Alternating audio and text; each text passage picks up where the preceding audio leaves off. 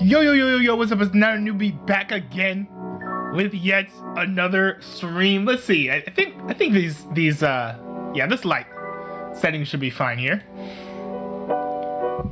All right. Let's see here. Let me send this message over here into the Discord. Nice little announcement here. Official Mike said in the chat, using black magic to find work. Bro, dude, don't do that. Using black magic is a bad idea. Said in the chat, selling all my emotions to get work. What? So you're like selling your soul? Is that what you're doing? That does not sound smart to me. Because I mean, there might come a time when you want to use your soul again, but it's like poof, it's already gone, up in smoke. Let's see here.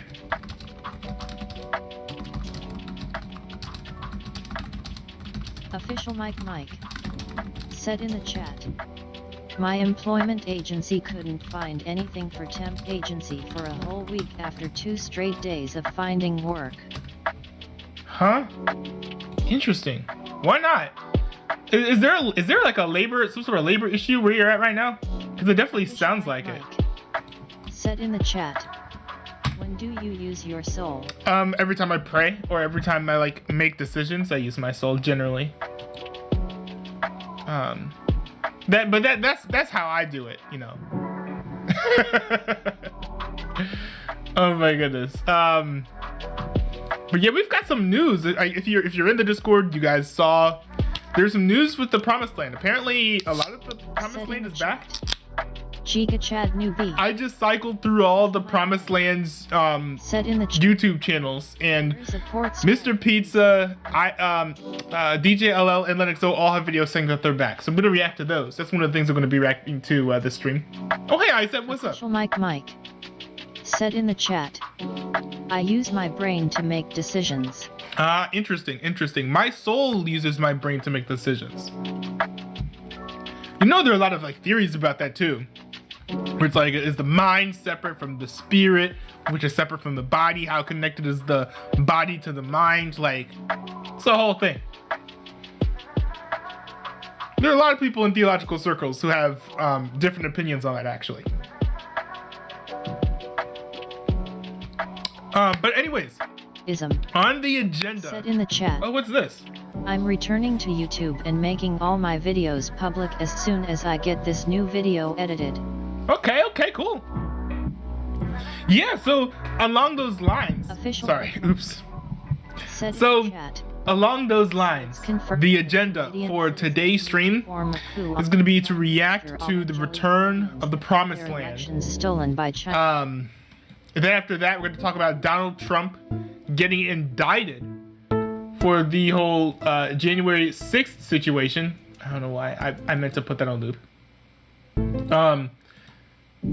And Donald Trump getting indicted for the whole January 6th situation. And then we've got the Devon Archer situation there. So that one's a quick update. Not a whole lot, but that's tied to the whole Hunter Biden thing, which if you guys saw my last stream, I mentioned that I wanted to cover that a little bit more closely. And of course, I've got movie reviews and stuff to do. Of course, because I saw Sound of Freedom and I saw Ant-Man Quantumania, so I want to review like both of those. I'm just gonna upload new video, but everyone should get the message. Let's see. That one making us, I'm just gonna upload new. Oh, I see. Yeah, that makes sense. Actually, hold on. I think I actually might want to go ahead and do my movie reviews. On my reviews, because I think it's time to kick off review time. Let's see here. So the MCU started off Phase 5 with Ant-Man Quantumania, and I frankly thought the trailers made the movie look incredible. But then I saw all the reviews, and I was like, I don't know if I want to see this. in theaters because this, everyone's saying that this movie is bad. So I kind of held off on watching the movie. But recently I got Disney Plus, and after the disaster that was Secret Invasion, I don't really have a whole lot to watch on Disney Plus, except for Star Wars Rebels. So I was like, well, why not check out Ant-Man Quantumania, because I already have Ant-Man Quantumania. And I'm kind of glad that I checked it out, because I think that all of the fans online and all the people doing reviews kind of cast the film in a more negative light than was deserved. I feel like this is not a bad movie, and I think that this is a movie that technically works. I think that it's just barely good, and I think that for context too, right? A lot of people are mad because this film has flaws. It does have a lot of flaws, because when I was watching this movie, my primary thought was, Rick and Morty did this better. Because there are like 5 concepts that they had in this movie that were literally in Rick and Morty episodes. And Rick and Morty executed most of them a lot better than Marvel executed them here in Ant-Man Quantumania. So I did find that kind of like disappointing, but also a little bit humorous, because I'm like, haha, this is all just like rehashed Rick and Morty concepts. But I will say this. No, it's not a particularly funny movie. The humor doesn't necessarily work.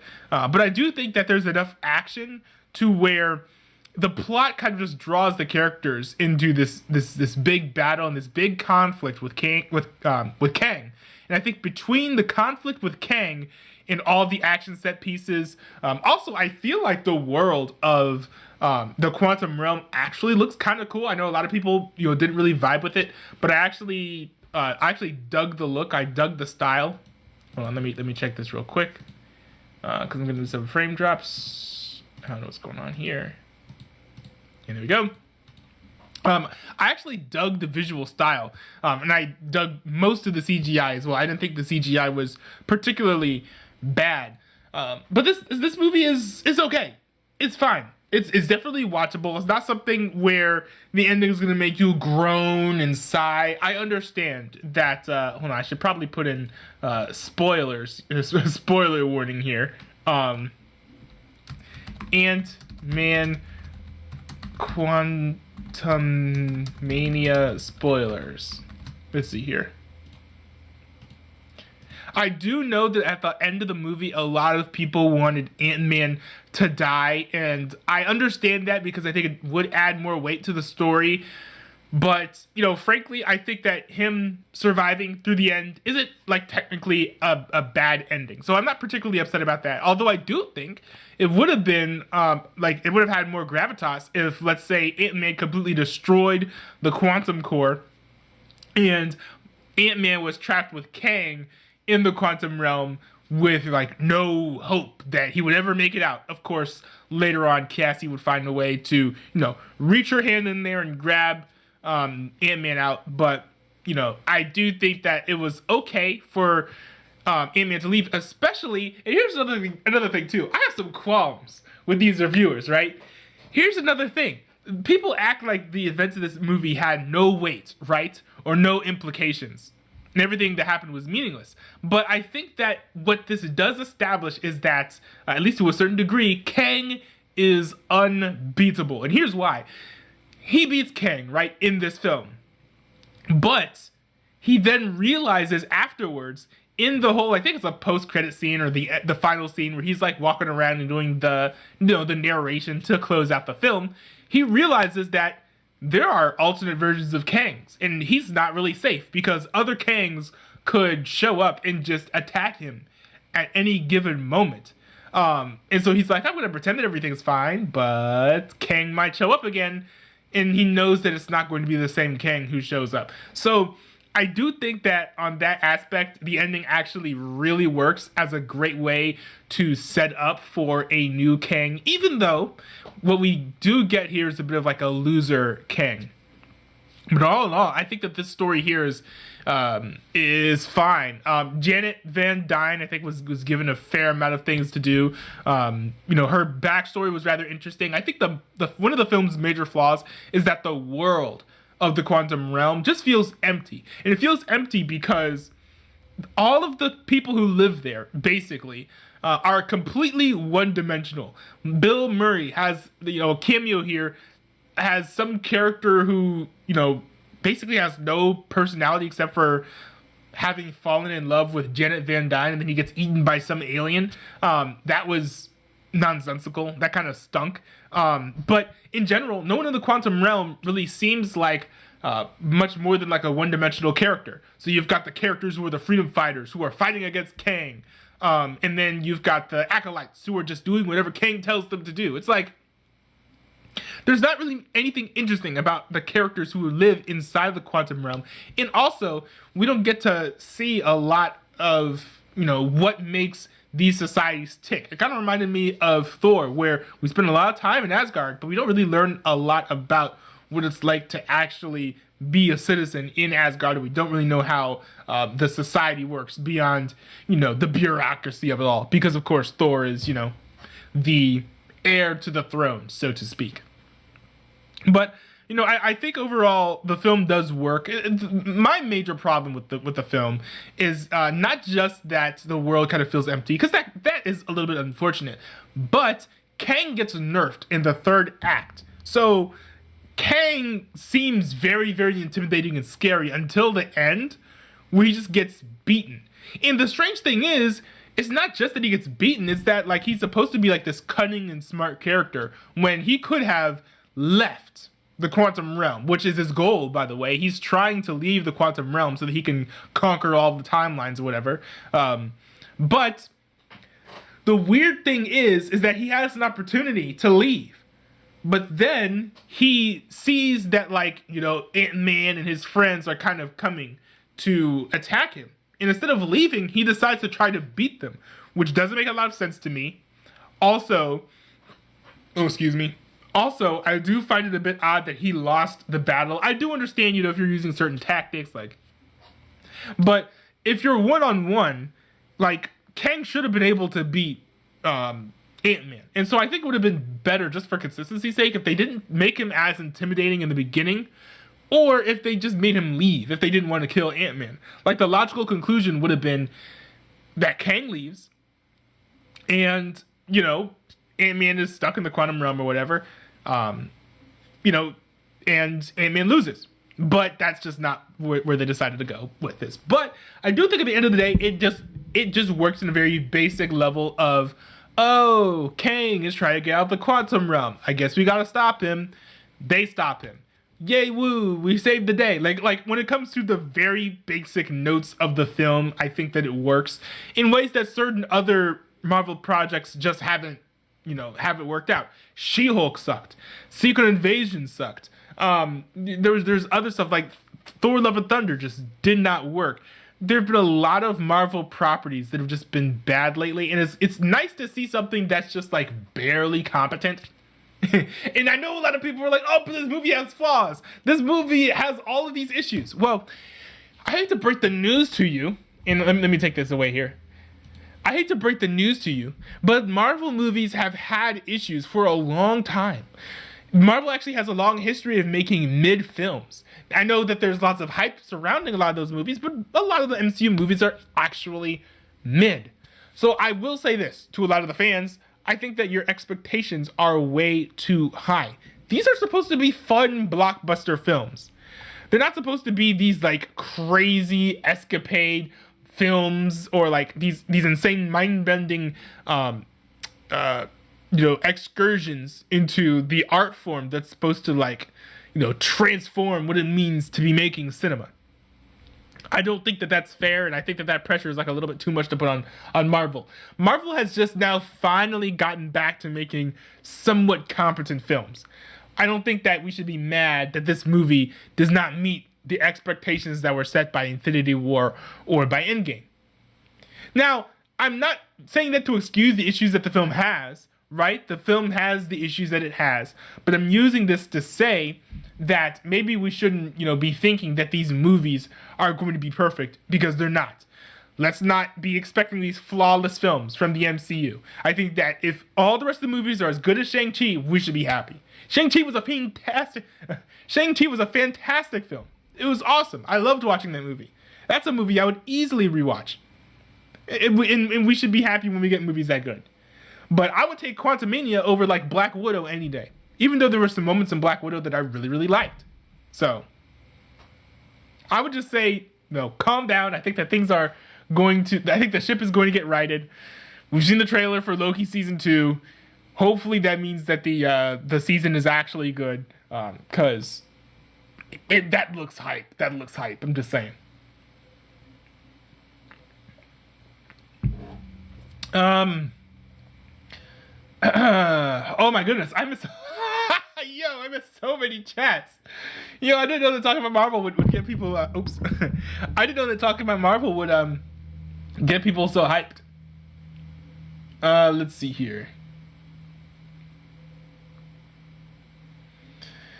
The Enchanting Gentleman says, Ant-Man Quantumania I did enjoy. I enjoyed it too, and I think I'm the only person online who likes the film, because everyone hates it. Oh man, I said the only movie I didn't want to be spoiled is Oppenheimer, because I kind of want to see that one to see how that compares to Barbie. Okay, here's the thing about Oppenheimer. I was going to see it, but I heard that it has some nudity in it, so like, I don't know. I did retroactively hear that it doesn't have as much humor as was advertised, or at least as was said in the press. But I don't know. I think it still has some nudity. I'm a Christian, so I try not to watch things with nudity in them. But I know everyone has their own standards. I know there have been some people from my church who've gone to see the movie too. But I know that there are going to be people who are looking forward to that. I'll be able to see it without any cursing or nudity or anything like that. So that should be fun. But I do plan on seeing Barbie. And here's why. I have been hearing all types of things about Barbie. I've been hearing people say that it's feminist garbage. And I've been hearing people say that it's like some comedic masterpiece. And I've heard so many people say so many contradictory things about this film. I just want to see it for myself.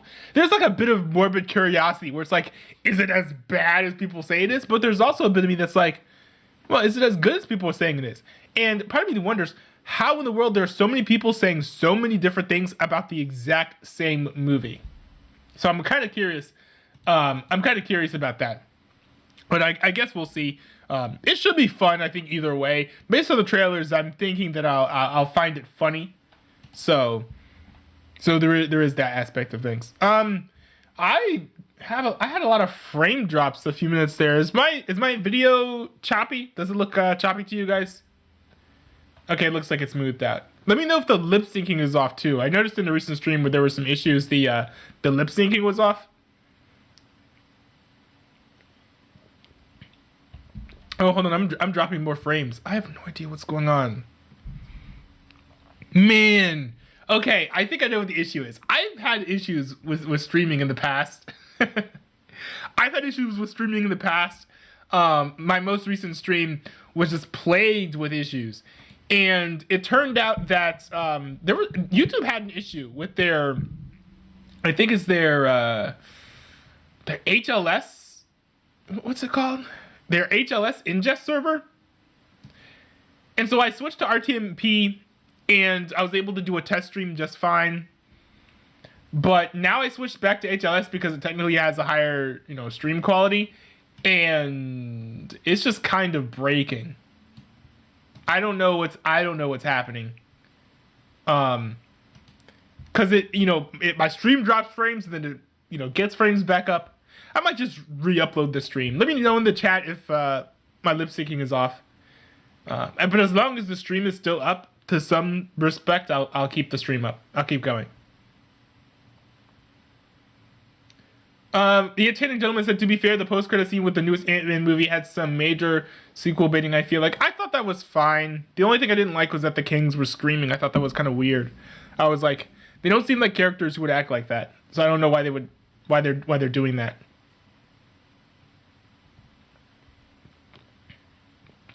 It's the Council of Ricks, Morty.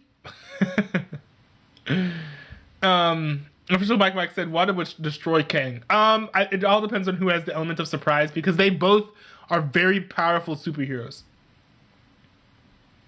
Like official Mike said, she'd just blow his brain up. True, but he could blow her brain up just as easily. You know, so it's like 50-50. Let's see. The Eternal Gentleman said, why was it Luis in the newest Ant-Man movie? I don't know.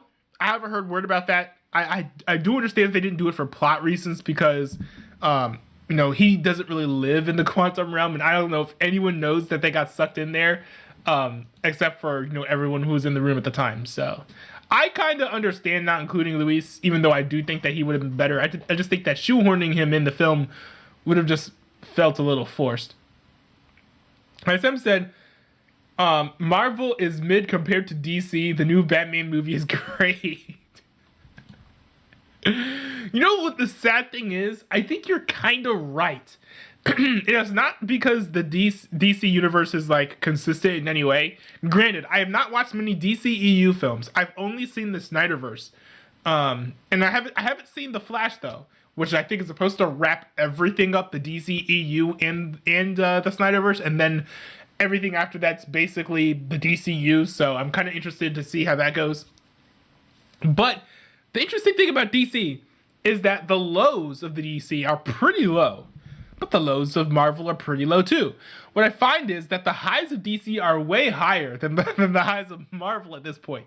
Like, the best post No Way Home film that Disney has made has definitely been has definitely been Guardians of the Galaxy Volume 3. But is Guardians of the Galaxy Volume 3 better than I don't know, Zack Snyder's Justice League? Or is it better than the Batman? I do think that it's like kind of neck and neck with the Batman, but it's not better than the Joker. You know, like, DC makes some great films, just in a way that Marvel, I just don't think ever can. I think in part because Marvel doesn't take itself seriously enough to go to the places that will be able to tell these types of gritty and gripping stories. Like, I'm still more of a Marvel fan, although above all else, I'm a Zack Snyder fan, I'll say. Like, I am more hyped over Zack Snyder films I know will never happen than any other currently planned franchise. To be honest. The Channing Gentleman said, I didn't like the new Flash movie, though. I haven't seen it yet. I really want to, though. I was kind of disappointed that it's not in theaters anymore, but then I kind of understood it because no one went to go watch it. But I'm interested to go see it because you've got the last appearance of Batfleck. You know, Zack Snyder gave his stamp of approval on the film. I think that it is a fitting film to end the era and the age of the Snyderverse, and I'm hoping that it ties together some things like Lois is the key. Like, I'm hoping that we're getting some closure on those aspects. First of all, Mike said, would it be a good diss to say, quote, if it weren't for your daddy, no one would know who you are, end quote? What are you talking about? Oh, y'all are just in Ezra Miller. Okay, I mean, that's fine. Ezra Miller is, like, a horrible person. But well, at least it sounds like Ezra Miller definitely has some things that deserve of being put in jail. However, I don't think that makes the movie bad.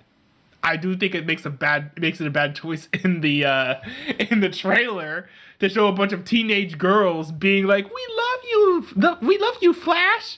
Like, because we know Ezra Miller's history with teenage girls, but I don't think that means that the movie's going to be bad. So I wouldn't hate on the film just because Ezra Miller is the star, to be honest.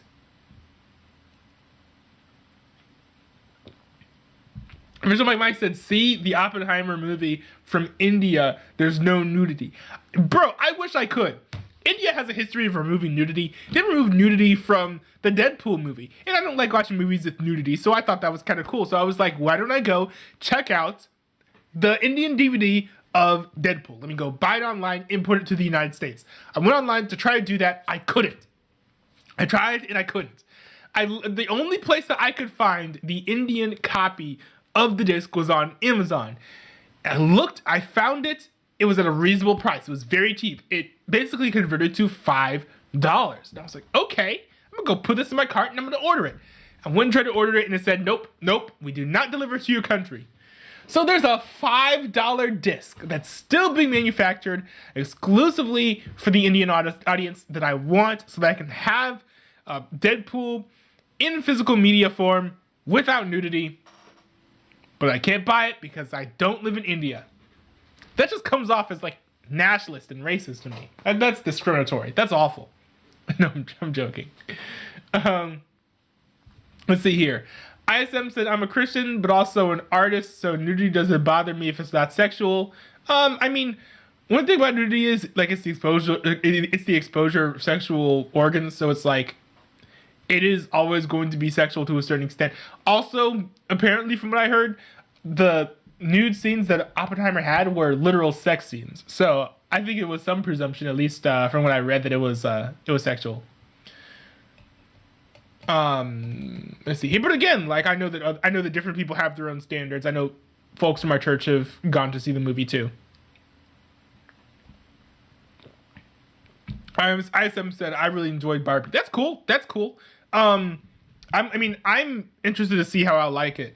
I'm interested to see if the jokes that they tell are gonna land, and if it's just like, it's like awful, like feminist, like propaganda, like some people are saying, or if it's just a fun film. Because this, I feel like based on what I've seen from the trailers, like one or both are possible. Let's see here. ISM said there will never be an R-rated Marvel movie. Yo, what? That's literally not true. Hold on. Stop the presses. Hit the pause button. I gotta pull up the receipts because I know for a fact that this ain't true. Hold on. Hold on.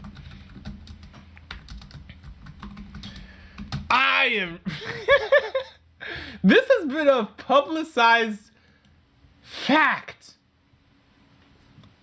This has been a publicized fact that a lot of people have known for a while. I'm very surprised that you're saying that this movie, that Marvel's not going to release a rated R movie. It has literally been confirmed that Deadpool 3 will be rated R. It will be rated R. It's been completely confirmed. I am shocked. I am shocked that you think that the Marvel Studios is not releasing another movie. I thought that was like very widely spread. I thought a lot of people were talking about how, Deadpool 3 is going to be rated R. I thought it was like a huge thing. Lennoxo said, I really did like the Joker. Joaquin Phoenix does a very good job. Oh yeah, that movie was great. That's one of the movies that's really missing on my shelf. I need to go get that. Let's see here. Official Mike said, newbie, don't you see your third leg every day when you shower? Don't you see the ghost that hides from or the clown that hides from gay people? So like, that's what aboutism. It says a hot take: Deadpool was not that good, and it was just edgy for the sake of being edgy. I think all the humor worked. I watched it like 2 years ago, and I think while it was good, the story itself was extremely one-dimensional. Deadpool doesn't have any character development. The plot is extremely basic, simple, and binary. The jokes and the charisma of the cast certainly carry the film. The second movie was technically better, I think, from a story perspective, but I don't think it was as entertaining. But we'll see. I think this third film is probably going to be good. First of all, Mike said Logan's better than Deadpool. Absolutely. Many people view that as like the best superhero film of all time, actually, and I don't blame them. First of all, Mike said Blade is rated R, and so is Daredevil. The Daredevil show is the new one.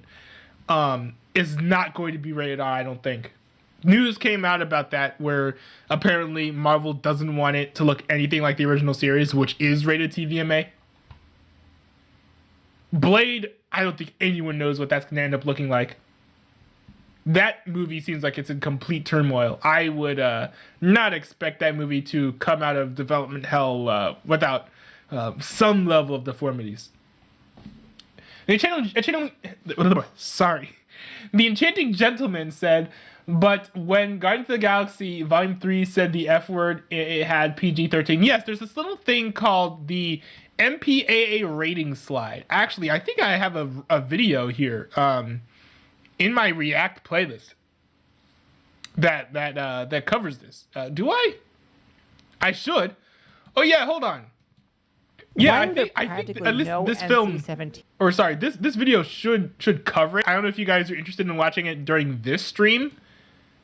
I might watch it during another stream. Let me know in the chat if you guys are interested in watching this. But basically, there's something called the MPAA rating slide. Just look it up. It's a well-known phenomenon where over time, more things have been permissive in certain ratings and things have been less permissive in other ratings. So for example, and it's interesting to see like what breaks these rules too. Like I think it was the Assassin's Creed movie that had like only one curse word in it, and it was the F word. So they were like, it only has one curse word in it. It can be PG-13. And now there's a rule that you can have one F word in a PG-13 movie. So there are different things that have like caused what the ratings actually mean to like change over time. One thing too is interesting is like smoking. If you have copious amounts of smoking in your film, that's going to get your film rated R for drug use. I find that interesting too. For some, like Mike said, Blade was in 2000s. Oh, you guys are talking about old projects. I'm talking about new stuff. I'm talking about the upcoming Blade content. The Chino Gentleman said a new Batman movie. Yeah, there's gonna be a sequel to the Batman. We're also getting a spin-off series on Max called the Penguin. For some, like Mike said, ISM Batman 1989 is good. I haven't seen that one yet. The Gentleman said, I did like The Dark Knight though because Christian Bale. Hi Key, here's a here's a hot take. Christian Bale is not a great he's not a great Batman. I think he was just okay. He was serviceable. I think that what made those movies great was Christopher Nolan and his use of tone and his great writing. Like Christian Bale's Batman voice especially I think is pretty goofy. I think he's an okay Bruce Wayne, but as a Batman, I just don't think he's particularly, like, intimidating. I think that, like, Ben Affleck's, like, growl is, like, better, his like, gravelly voice. Or Robert Pattinson's, like, I think that he knows he can't pull off that gravelly voice, so what he does instead is he just speaks extremely softly and calmly and while, like, threatening people, which makes him feel, pretty intimidating. Let's see. First of all, Mike said, you can have a concealed banana in a PG-13 movie. Okay. I mean, yeah, but you can't have, like, outright complete nudity. ISM says, my personal favorite is Batman Forever, but most people wouldn't consider it the best. Understandable. I haven't seen that one either. ISM said, oh yeah, Mike, the Canadian rating system is different from the USA one, right? I don't know if that's true. I know a lot of countries have their own different ratings and what the ratings mean.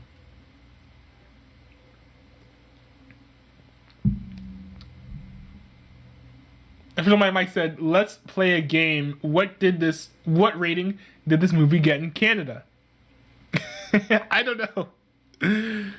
I don't know what movies to submit for that. The Channel Gentleman said, but Christian Bale did play a good villain as Gore. Yes, it's too bad that the writing did him a disservice there. The writing did him dirty. But yeah, you're right. He was really good. He was really good in that role. Oh, there's one movie I gotta do a review of. And that is... Okay, so I know that the movie Sound of Freedom is pretty controversial. However, I decided to go see it, just to kind of judge it on its merits. All the fans of the film were acting like it was like the greatest movie, of the summer.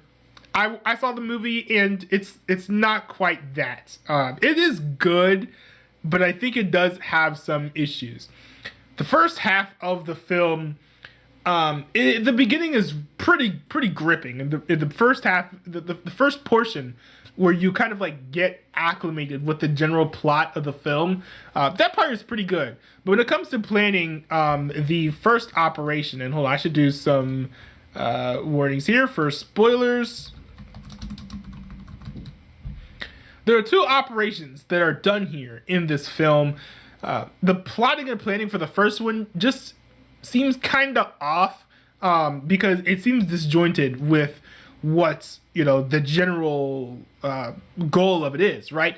The goal is to like go in, rescue these people, and get out. But it's an undercover sting operation, and so there should be this tension of, oh, well, are the bad guys who are kidnapping the children going to, find out that we're working undercover? Are they going to kill us? What happens if, the kids that we're trying to rescue don't show up at the place that we're trying to get them to? There should have been more tension about like what happens if this goes wrong, but there was no discussion of that, which kind of made it seem like this wasn't as high stakes of a mission as it was kind of like played up to be from the beginning. But after that, and they do end up going on another mission, and I think that was all done a lot better. It's like, that we can't send in backup. That we can't help you. You got to go do this alone. And so I think that works a lot better. So to go like with the overall thing, there's not a whole lot to say about the film because the plot of Sound of Freedom is extremely simple. It is this guy is investigating, predators and traffickers. He's frustrated with the limits of the United States jurisdiction and judicial system, so he decides to go rogue, basically, and rescue kids on his own. That's like the general plot, and I'm gonna do like the spoiler section here because there's some more details that work out, and it also goes to what I think is probably the most important controversy with this film. So the main engine that kind of gets the main character into the mode of deciding to go rogue is that he learns about this kid. He like rescues this kid who's been trafficked, and then the kid is like, "Hey, can you try and find my sister for me because she was kidnapped too?" And then he's like, "Oh man, this stinks. Maybe I should try and find out where this kid is." And then he goes and takes the little boy back to his father, and he sees how broken down the father is over still missing his daughter. And then he's like, "You know what? I'm a father of kids. How would I feel if my kids had been kidnapped and trafficked and I had no way to find them? I'm going to go do this for him." And so he decides to go do that. He goes in the first mission. He sets up the sting operation. He gets all these traffickers to bring all these kids to this island. And then it's a trap because he has the FBI surround the island. They go and rescue all the kids, and they arrest not arrest the kids. They rescue all the kids, and then they arrest the traffickers. And that's the first half. Now, the main character then becomes miffed when he realizes that the person that he set up the whole sting to in order to rescue, the sister of the little boy that he rescued earlier, she wasn't even there. So he's like, "Oh man, what do I do now?" Then he gets a lead at that she might have been kidnapped and taken to this jungle. So he decides to go into the jungle alone. He dives in, rescues her from this this militant group. It's not clear exactly what the group is. So he goes, rescues her, brings her back to the family. All is well at the end of the day. But this plot makes it a little bit controversial, and that's because in real life there's no brother and sister duo that Tim Ballard, who the movie is based off of, had to go in to double dip on these two missions in order to rescue them both. There's no brother and sister pairing. I would assume that the brother exists and is real, but he doesn't have a sister. So that was somewhat controversial.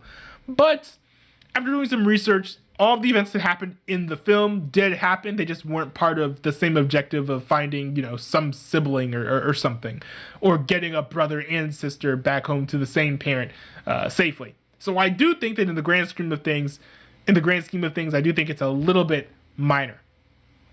Now, there have also been people saying that this film propagates, conspiracy theories surrounding like the elites and adrenochrome and QAnon things. That's not true. There's nothing in this film about those conspiracy theories. I don't know where they're getting that from. They're just reading it into the text. It's literally just about trafficking, how bad trafficking is, how harmful it is to both the kids and the parents, and how it just like tears these folks' lives apart. It is a good film. It's a good film. I think that, despite the first half's pacing issues, it definitely works. The acting generally works pretty well. The cinematography is not like stellar, but it's surprisingly good. There were moments where I'm like, oh, this could very easily be like a pitch pilot for an HBO show. It looks great, and I think it's definitely helped by the outdoor settings that they chose to use. The only negative thing I'd say about Sound of Freedom's acting is that the kids don't do a great job of acting traumatized after leaving their, abusive environments. But I will say that kids can tend to have limited acting ranges, and this is a lower budget film, so I can't ding the film too much on that. So I give this film like a 7 out of 10. It's a good film. It's a good film, and you should probably go see it. Doesn't mean that it's like the greatest film ever, but I think that this is a film that's probably going to be one of, if not the most popular films of this year, just because of the sheer cultural force it's become. It's got a lot of people talking about the topic of child trafficking, which I think is wonderful. Not the trafficking, the fact that people are talking about the trafficking. I think that that's like really, really great. And also, it's not just that, but the fact that the movie doesn't suck. Because you can make an activist movie that gets people talking about a subject, but it's actually good. It's actually watchable.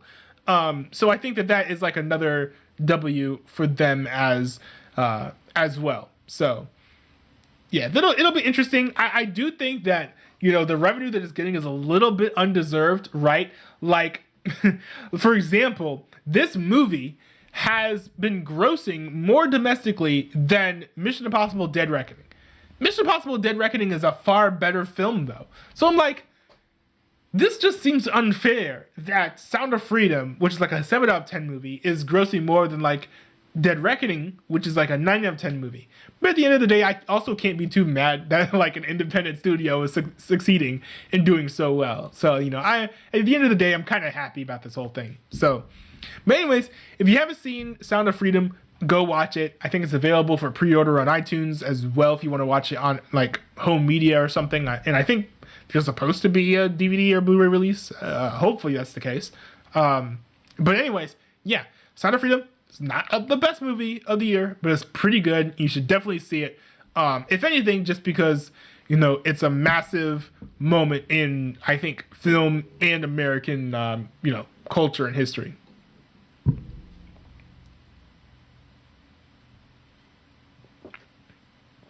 All right, let's see here. I have the first 4 Batman movie films set that I got at a Cracker Barrel. Oh, that's cool. I think it's Warner Brothers. They've been releasing all of these like really affordable Batman collections, and I've been seeing them all over Walmart, but I've just been balking because they're like in DVD format, and I want to get stuff in like Blu-ray or 4K if I can. I've been getting a lot of stuff in 4K. Let's see. The USA is always harsher on the rating system than Canada. That's interesting. Both Deadpools got 14A in Alberta, but the second got 18A on DVD release. Interesting. I do know that the second movie had like a super duper cut, so maybe that's why it got an 18A release. But when I get Deadpool 2, I'm going to get the Once Upon a Deadpool version. Unless Deadpool 2 doesn't have nudity in it. Just because Once Upon a Deadpool is PG-13, so. Sound of Freedom got 14A in Alberta. Yeah, Sound of Freedom is PG-13 here. Wait, it's in Canada? I thought that it was only showing in the United States until like a few days ago. Is it already in Canada? I didn't know that. There's PG-13 movies with more than 1 F-bomb. Yeah, now it's like up to 2, basically. I think that's where it is. you can have like 2 F-bombs in a PG-13 movie. But that's like a very recent development, I think, over the past like 5 years. Let's see, the Phantom is rated, R-rated. I don't know what the Phantom is. ISM said, yeah, I thought about seeing The Sound of Freedom. Yeah, and I agree. The QAnon comparisons were kind of ridiculous. Yeah, like I understand that like the person that the movie's based on and the star of the film are they're both conspiracy theorists, but there's nothing about conspiracy theories that are in the film. And actually, Tim Ballard actually made some statements where, like, he was asked, right, about the whole QAnon conspiracy theory situation. He actually made it seem like he didn't actually agree with all of the QAnon stuff, but he is happy that it's bringing attention to the issue of child trafficking, because one part of the conspiracy theory is talking about child trafficking and how that's one of the evil things that like the cabal or whatever is doing.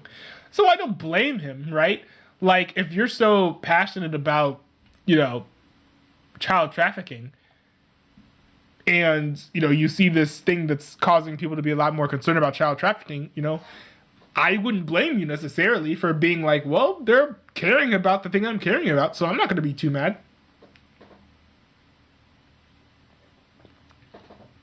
Official Mike said, Dead Reckoning starring cult leader Tom Cruise. Tom Cruise is not a cult leader as far as I know. He's a Scientologist, but not a cult leader. ISM said, I'll watch on 123 Movies when it's on there. No! Go see it. Go see it in theaters. Buy a ticket. Buy it on iTunes. Like, it's an independent film, right? So I would highly recommend supporting it because it's, made by Angel Studios, which is an independent studio, which, by the way, has some goodwill with the writers and the actors who are on strike. Like, they were able to get an exemption in order to film, continue filming The Chosen Season 3. And that's because Angel Studios agreed to the strike terms. So that's a W for Angel Studios. That's good. I think that we should definitely support people who are going to compensate actors and writers fairly and treat them well. Mike said, anyone who considers it QAnon is Discord moderator. No, I mean, they could also be Discord moderator apologists, or sympathizers, or they could just be swallowing like mainstream media headlines and narratives, because there are all these headlines and chyrons and CNNs saying this movie promotes QAnon conspiracy theories, or this is QAnon adjacent. So, like, if all you do to consume news is just like read a few headlines and you walk away, like, I don't blame you for thinking that it's like a conspiracy theory movie. Professional Mike said Deadpool 2 has no nudity. Okay, then I'll get the super duper cut then. I might get the Once Upon a Deadpool disc 2 just because I think that's a little bit rarer. ISM said the movie theater in my town only shows 2 movies at a time. Interesting. I've never heard of a theater that doesn't show many movies at a time. All right, let's see here. All right. Okay, so apparently the Promised Land is back. If you guys have seen my most recent video, you guys know that the Promised Land was being they were being doxxed and harassed by a YouTuber whose name is like Logan Z Turner. He goes by Logan Z Turner, whatever. He was very salty over a YouTube thumbnail. He tried to then initiate a rap battle, and when everyone just laughed at him because his bars were awful rather than actually responding to his raps, he got so mad that he decided to dox ISM, go and find where he lives, and I don't know what else he threatened to do. But in response, all the YouTubers in the Promised Land community were like, you know what? We gotta lay low. We can't afford to get any of our information doxxed because ISM already had the name of his school leaked. Let's just, private all of our videos until we know for sure that we're all safe and that everything's going to be good. Well, very, very recently, Mr. Pizza, Lennox O, and DJ LL came back to YouTube with their own I'm Back videos. And ISM also is uploading a new video as we speak. And so he's presumably back as well. Let's take a look at what these YouTubers have to say. Here is Mr. Pizza talking about the situation. Guess who's back? Back again. Pizza's back. Tell a friend. That is correct. Your boy is back to content creation once more. If you saw my last video, you would know that I had to go MIA for a while due to the Logan Z. Turner stuff. But for the people that didn't see the video, I can summarize it for you. Long story short, this guy known as Logan Z. Turner decided to start trying to dox me and my friends. So for my safety, I had to private all the videos. ISM, Linuxo, and DJLO all did the same as well. Okay, so you might be wondering why I'm back only a week after this huge incident happened.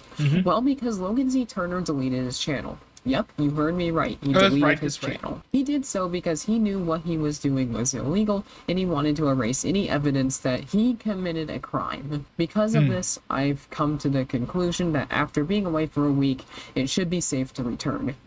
Wait a minute. Y'all don't have any evidence that Logan Z. Turner is stopped? Now, I mean, I do think that it's likely that he's gone away or gotten bored or whatever, or has found somebody else to harass, but it's an interesting assumption to make, for sure, that Logan Z. Turner, excuse me.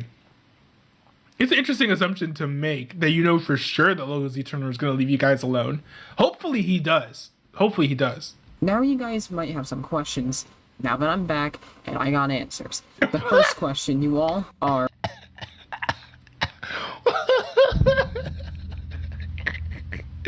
Yo, if there's anything that proves that Mr. Pizza was not homeschooled, it's this dialogue. What?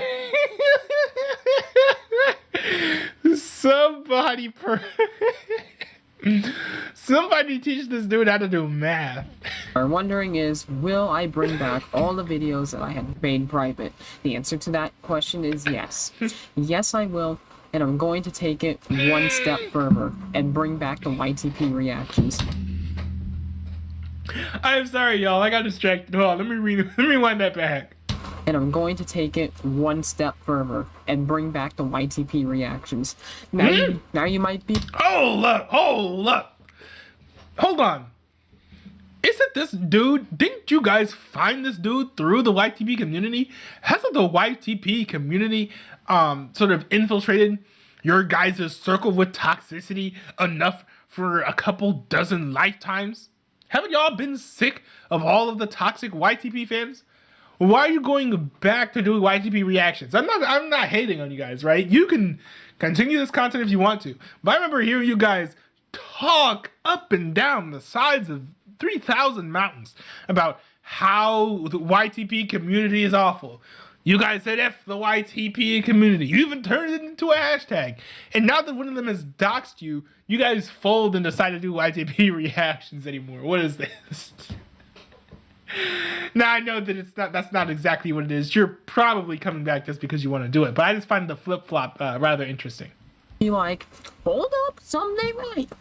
But I can assure you guys that it's true. It's damn true. Now you guys easily have another question now that I have dropped the bombshell of news. Will I be returning to YTP reactions?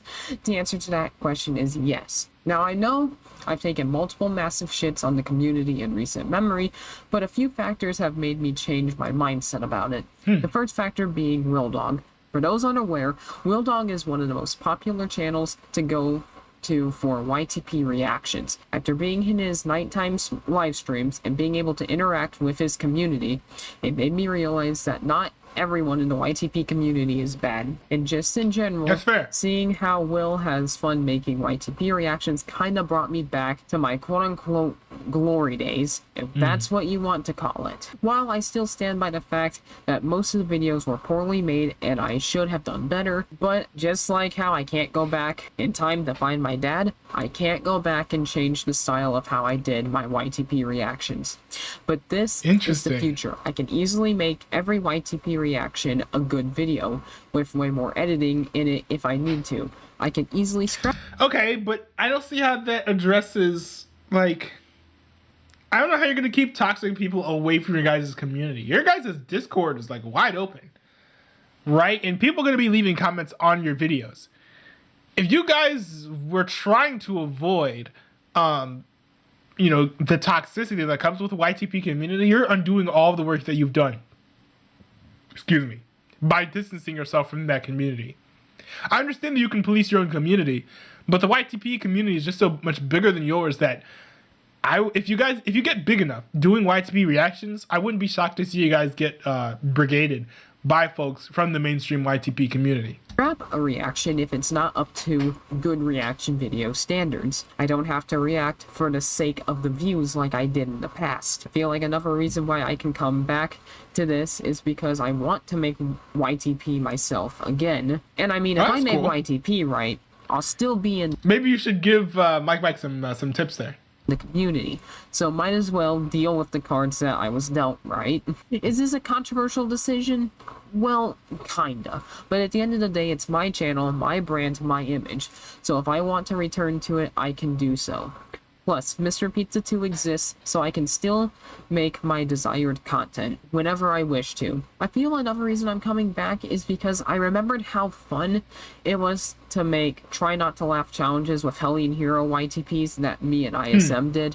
Anyway, this video has probably been going... I mean, at the end of the day, so long as it's the type of content that you like watching, and the type of content that you like making, like, you know, feel free to make this content if you like. Nothing wrong with that. I just find it interesting that you were so vehemently against the community and now you're going back to supporting it again. Going on long enough due to this long-ass script that I'm currently writing El Mao. This being said, I've been Mr. Pizza. See you all soon as we drop the bangers. Have a great choking hazard. Nice to see all the support as well. Also, I just not realized that he says Lamau like out loud, like the LMAO like acronym. He says that out loud. I don't know of anyone who does that.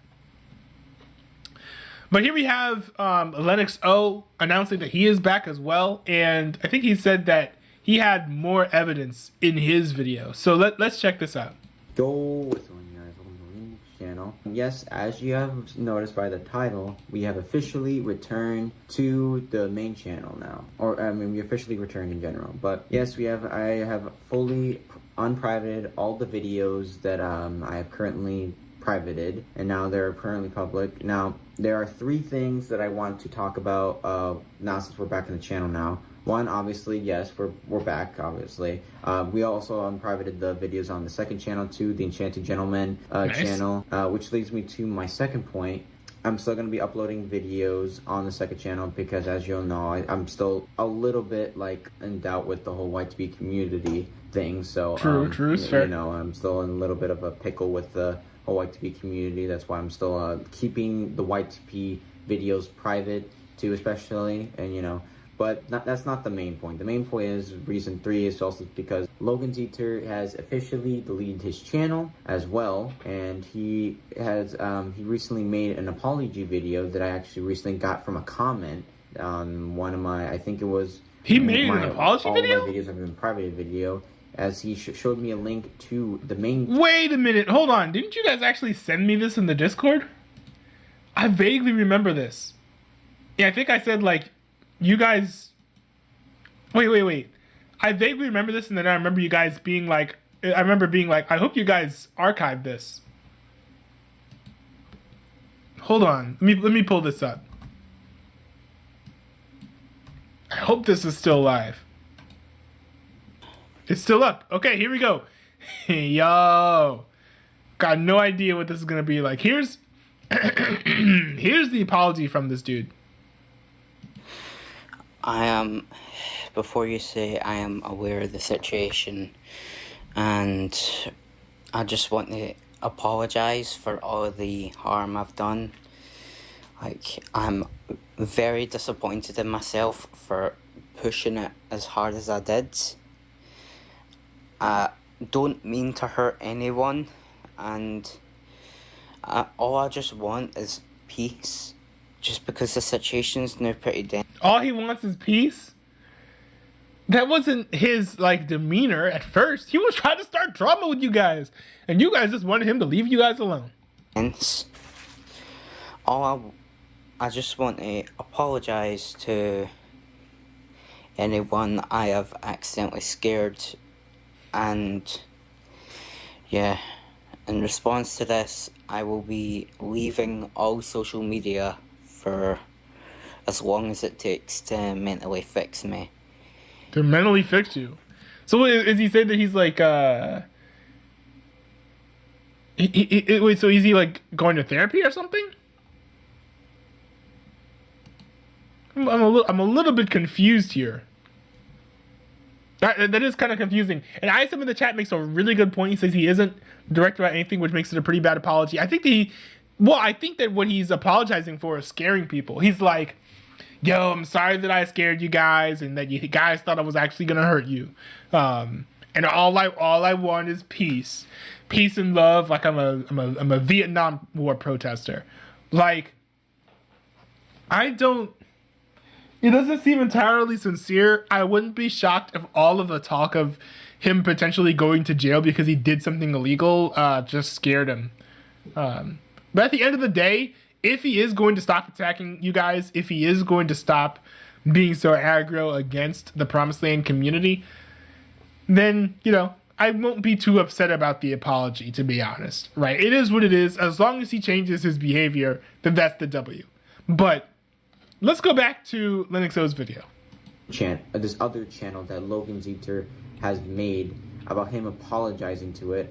I was thinking of making like a response video to it, but I feel like if I were to do something like that, that would just give him the more light out and give him more clout and whatever he wants. Now it's just gonna make him more be out there on the internet, I feel like, and I just feel like that's just what he wants me to do. He wants me to talk about him. That's what he wants. He wants to be out there in the fame out there in the world, I feel like, and then just me doing a response video just about him is gonna make him feel good about himself, that he's like, oh, maybe, yeah, like someone's currently talking about me. And I guess because one thing that was very evident was that, the whole time he just wanted attention.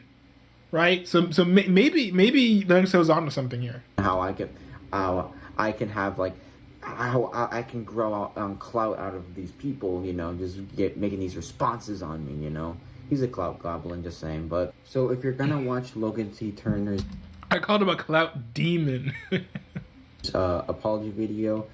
Just go to I'll link in the description if you want to see his apology. I'm not gonna cover it because it's Logan Zeter. I don't want to ever like mention him anymore. Like I don't want to hear his name anymore. I don't want to say his name. I mean, currently now I'm gonna say his name because that's fair. That's fair. Oh, that explains why I lost a viewer just now. About him and the whole drama situation, but I just don't want to deal with it anymore. And his apology was just honestly dog water. It was literally probably the worst apology that I've literally ever heard in my life. But it was just but I don't want to get into that because I just don't want to talk about it. As long as he doesn't bother us anymore, that's the main thing I want to worry about. Just as long as he doesn't bother us and doesn't do what he just did many months ago with when he did. We are officially back. We're gonna still post We're gonna still post videos on the second channel, the Chanting Gentleman. So again, this is another reminder for all of y'all that haven't been aware of that I have made a second channel, and please subscribe to it. I will link it into the description below.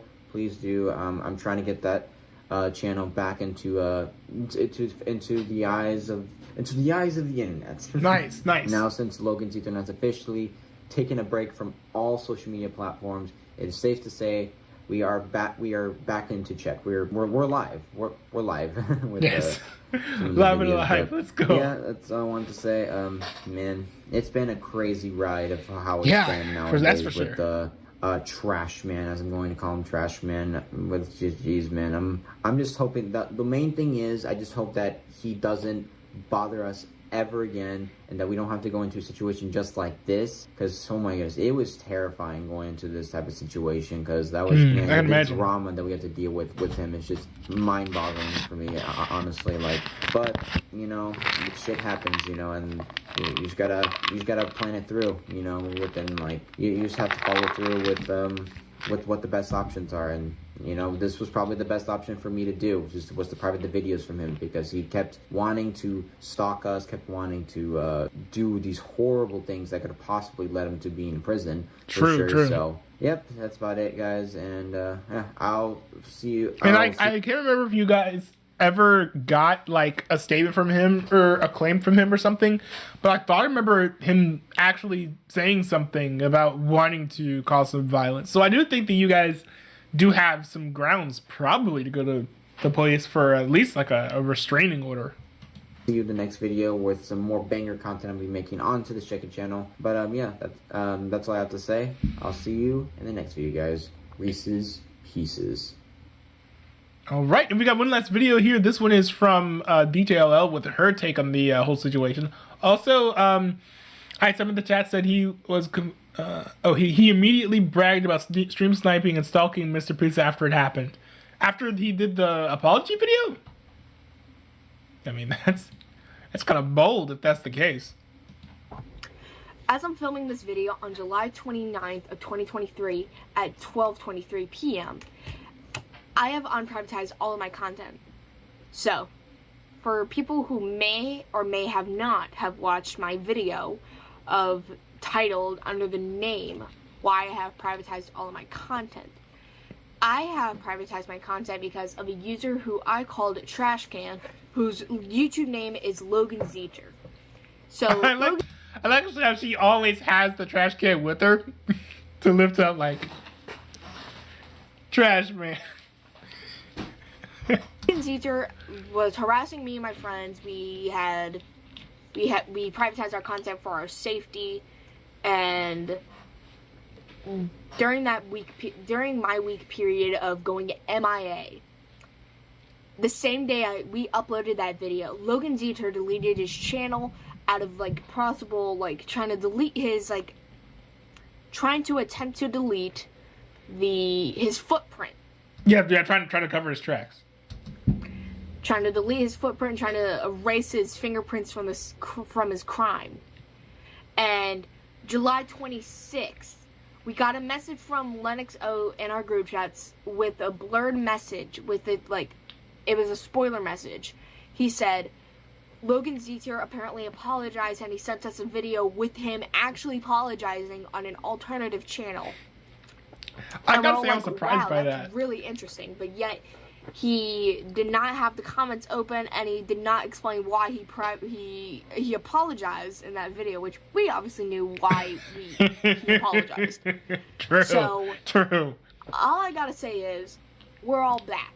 So, before we end off this video, I just want to say to my viewers or my subscribers and stuff, if you ever come across Logan Zeter, please do not harass him. I do not support harassment. That's fair. That's fair, and it's also very smart to put out these sorts of statements too, because we can make these videos exposing and condemning these various content creators. Maybe even be like, hey, these aren't great people. But at the end of the day, you can associate with whoever you want to. Don't look at my videos as being like, oh, I can't ever do work with Daniel Lord again. Or, oh, I can't ever DM, Logan Z. Turner and ask him, how to write a rap song horribly or something. Feel free to associate with people that you want to, but also don't feel free to harass people who I've done videos about just because I say that they did something bad once. That is not the way Of anybody. Like I said in my video from last week, harassment is not cool. Doxing is not cool. Do not, and I said do not harass Logan Zeter. Yeah, he may have done something wrong. Yeah, we all do stupid shit. But still, do not fucking give him harassment. I do not want to be the reason why someone gets hurt. Just if you ever come across him on YouTube, Do not, and I repeat, do not harass him. Just go on and be on with your day. Yeah. Please. Leave him alone, pretty much. So, like I said, I've unprioritized all my content. We are back. Good. Good. So it seems like with Logan Z Turner basically off of the internet at this point, presumably going to get some mental help, it seems like the coast is potentially clear. I hope that this is the case and this isn't just a false flag and he's really going to sneak up on all of us, from behind the bushes in the middle of the day. But things certainly seem like they're in a better state now than they were several days ago. So that at least is good news.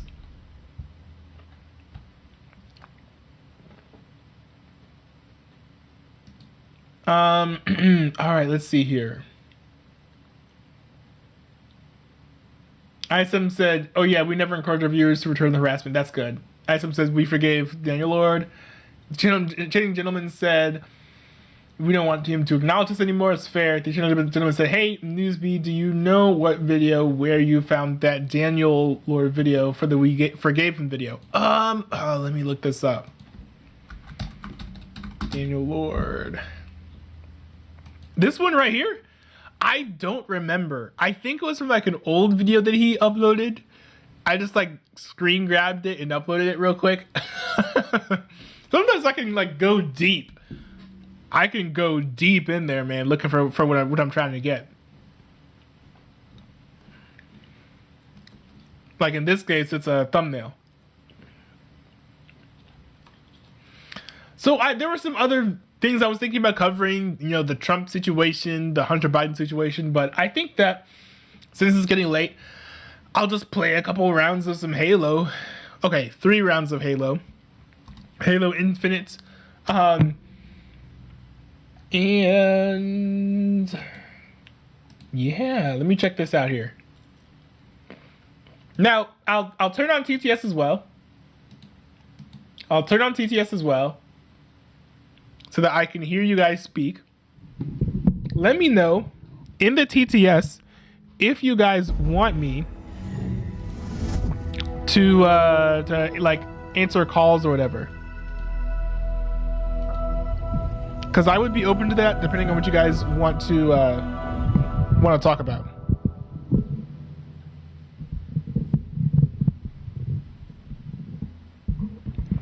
Trying this new mic positioning. Hopefully it sounds all good. CHANTING gentleman said in the chat, they forgave him.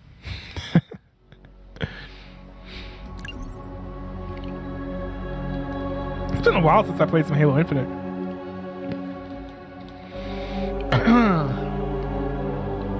Ism said in the chat, I love the calls. You love the calls? Do you want to hop on? Because I think I can... Hold on, give me a second here.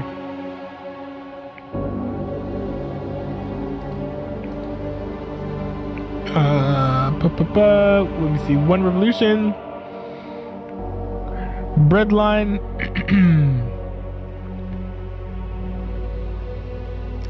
Hold on, I keep forgetting your guys' names though.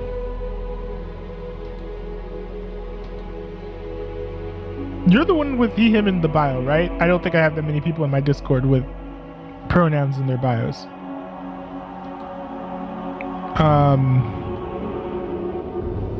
Shoot.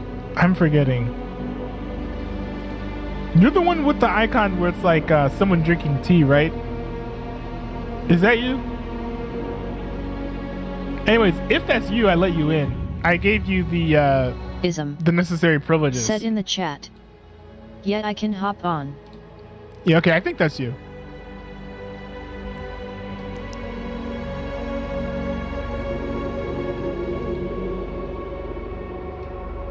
Let's see. Oh, hold on. Are you there? Was that you who just hopped in? I literally have no idea. The game, everything's in like streamer mode. ISM, is that you? I literally see you lurking in the Discord, my guy. You can run, but you can't hide.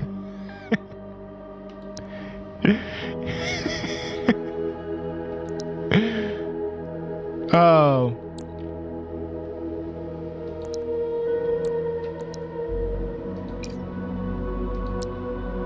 Hold on, is that you? You're not muted, but I literally can't hear a thing.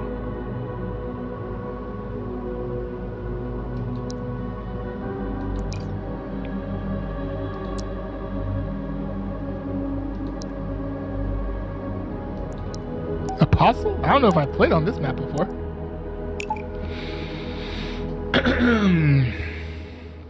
Also, everyone in the stream, let me know how the levels all sound. Ism. Said in the chat. Yeah, that's me. It isn't really Okay, working. nice. Oh, it's not really Ism. working. Said in the chat. I can Maybe try you my can phone. try your different phone like audio inputs. Ism. Maybe something isn't working there. Said in the chat. Do you need to unmute me? No, you shouldn't be muted. No, you're not muted. Maybe you need to check the microphone that your device is selected. Ism. Said in the chat. I'm trying to talk, but nothing's happening. Okay, the only thing I can think of is let me try this here. Slayer. Okay, hold on. Let me check this real quick.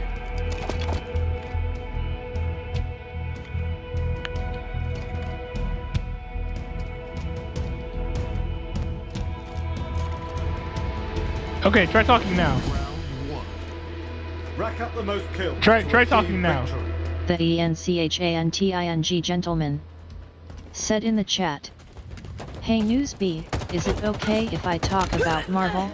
Oh yeah, The completely. ENCHANTING gentleman. Said in the chat. On the VC? Oh yeah, Power absolutely. Items incoming. Wait. Oh hey, I can hear you now. Power items on the field. Are you good? I can kind of hear you, but you're cutting in and out. Yeah, you are too. Oh really? That might Dang it! Lost the be my Wi-Fi. Is your Wi-Fi? picked up the skewer. Are you on Wi-Fi or are you on data?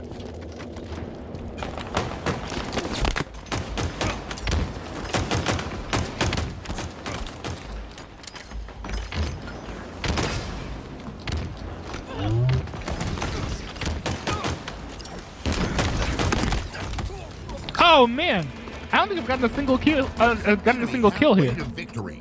Oh wait, is it working on phone now? Oh yeah, I can hear you now.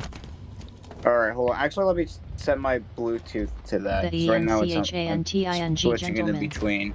Said in the chat. Uh, I can't join hold in. up. You just fix that. Alright. Hold on, shoot. Hold on. The Italian gentleman wants to join. Let's go to the other one. Happy. Shields inbound. Bread party? Yeah, bread party, I think. Yeah. Okay. Do I just go to that or do you have to invite me? No, you should be able to hop in. Overshield available. Let's switch it over. Enemy team nearing victory. Yeah, I was able to get out. Nice. Lennoxo should be able to hop in too. Oh wait, can you hear me? Yeah. Okay, that's good. Yeah, it says unstable internet connection, but I have one of the newer iPhones, so that must be why. Also, I just feel like Is it that one of the works new better features? I actually have no clue, but for some reason, like when my laptop is running slow, like I'll get on my iPhone and everything will be crystal clear. Huh. Interesting. I mean, sometimes Apple does know how to make good devices. They're just not built to last. I mean, I hear that their devices are kind of good. Honestly, like once I'm probably like on my own, well, the reason I have because I'm part of like an Apple family, I guess you could say, because my dad needs his iPhone for his job. But that means that everyone else in my family Skewer available. also gets an iPhone because we're all part of the same plan. So I mean, I don't complain, but it's like I mean, that's I'll kind of a probably sweet get, deal. like, or a Samsung or something. That's kind of really it's no big deal, but like I got a cracked screen and everything. Oh dang. The ladies, man.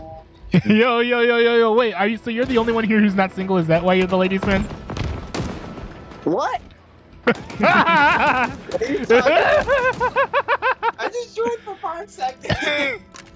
No, 2 weeks. Oh wait, we call the ladies man is because when we would play WWE 2K22, and you can have like the announcer names because like all the wrestlers have like announced names, and one of them was the ladies man, so we put the ladies man for Lenny O, and that's just kind of stuff.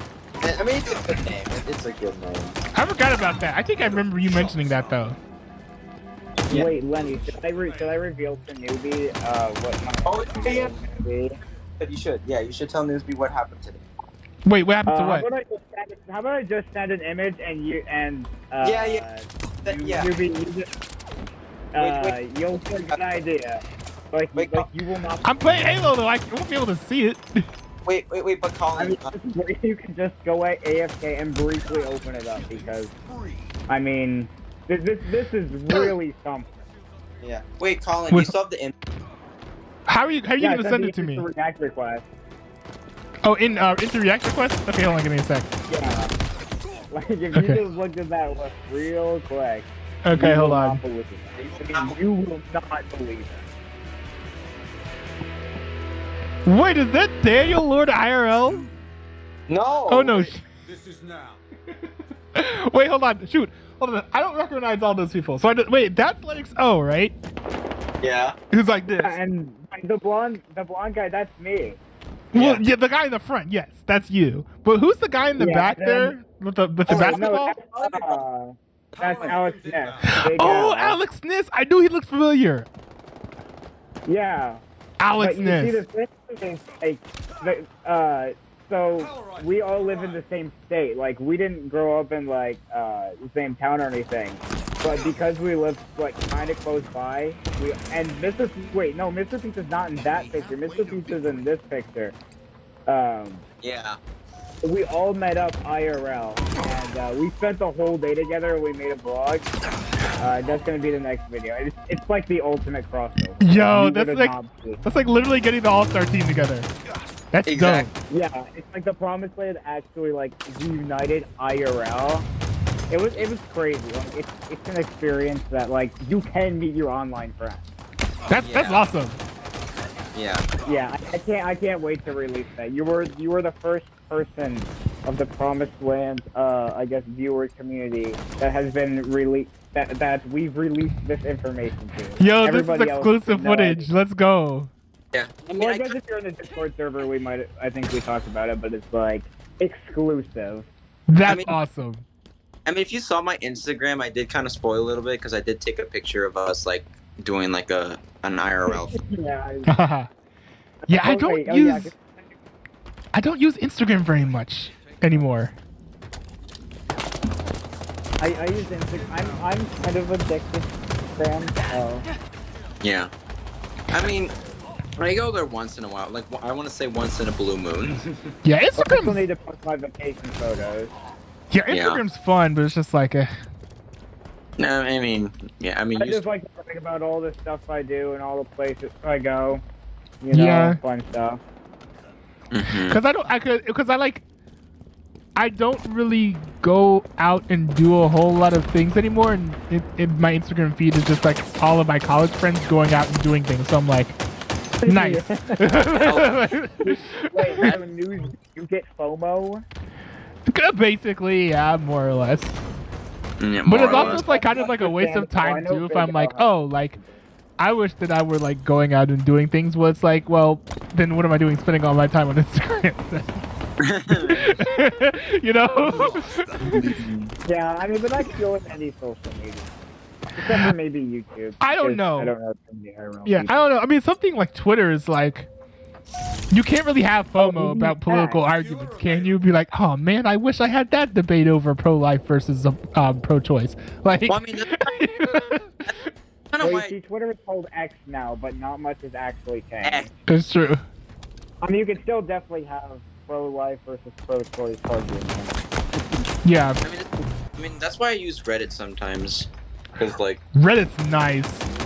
yeah. I go to Reddit for like some of the music stuff and some of the pet stuff, and like that's about it. It's funny. Instagram is the platform where people are just like talking about like Instagram's the platform where people are talking about how much better their life is than yours, and Reddit's where people are talking about how much worse their life is than yours. It's like a really Oh, weird. absolutely. Am I the asshole? Yeah, yeah. A lot of Instagram now is those. They're basically this is probably stole from TikTok, but I don't know if you've seen it where they have like Minecraft type parkour or any gameplay, and then they'll just read off Reddit stories, which who knows how real they are. They're all about I cheated on my girlfriend, or my girlfriend cheated on me, and I want. I thought you said I peed on my girlfriend.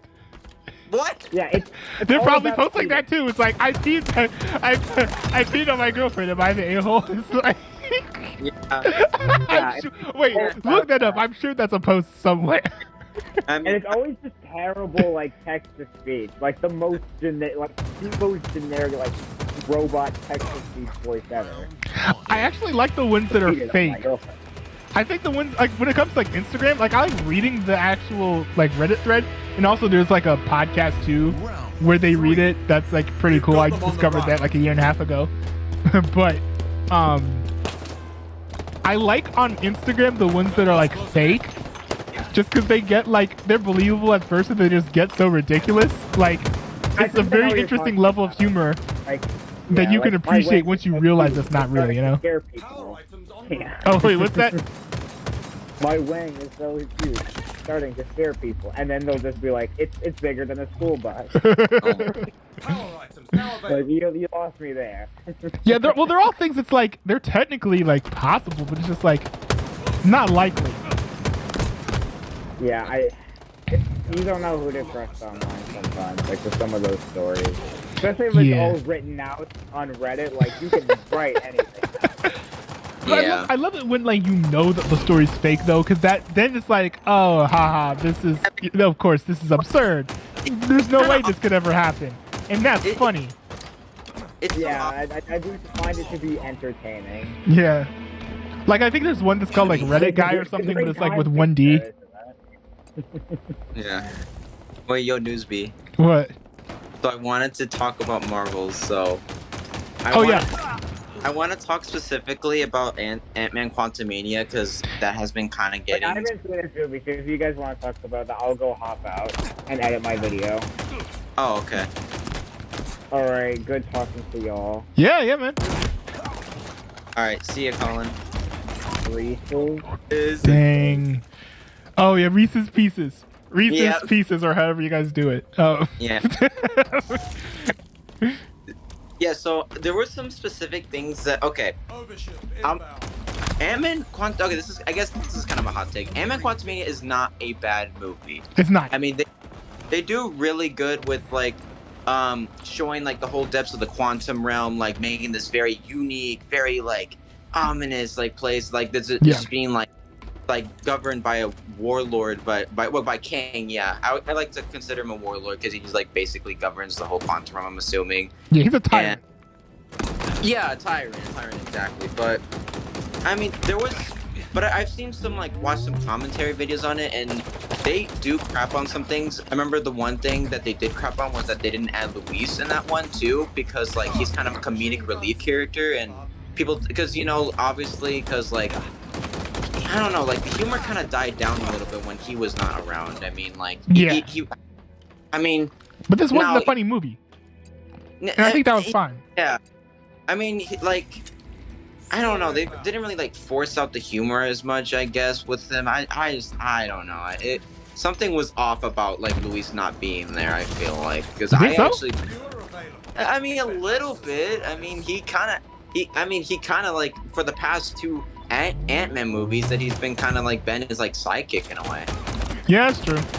But I So- think that it's still fine without him. It's not like the movie's missing something. It's just it's someone who you would expect to be there but isn't.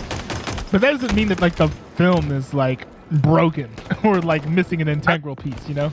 I'm kind of like when Ezra Miller did the DC movie, I guess. I mean, he's as a real person, he's bad, but I guess because like he's an actor, I guess maybe that's why it doesn't matter if he's a bad person in real life. I guess it just depends on the movie. Yeah, I would say that's like my opinion. Like, I mean, especially as like a conservative Christian who watches a bunch of Hollywood films about, who are starring folks that I think have like kooky beliefs. Like, if I can stand a lot of people who believe a lot of different things that are like different than me, like there's no reason why, like, for example, like I can't watch like Sound of Freedom, who like also has like a star who's like a conspiracy theorist. You know what I mean? Yeah. So I think that there's something to be said for like separating like the art from the artist.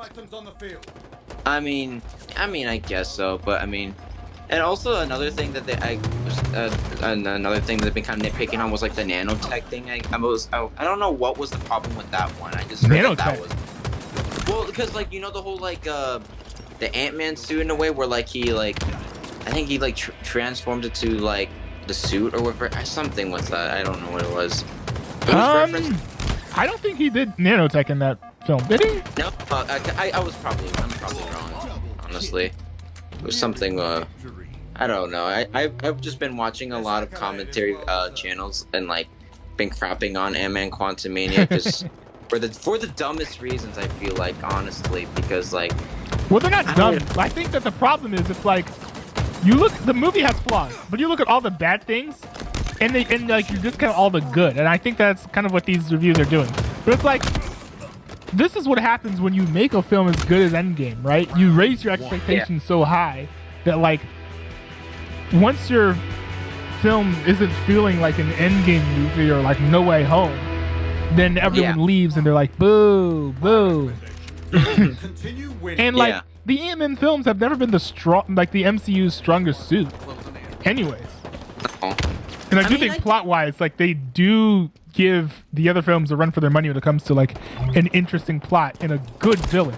Like Kang is, even though he's loser Kang is by far like the greatest villain in any Ant-Man film. Yeah, I will agree with that, because like the previous ones were they were okay. That's all I gotta say. But like, but with Kane specifically, like he looks like he can control everything, like control the multiverse. Yeah, the problem is that they nerfed him. I didn't like that.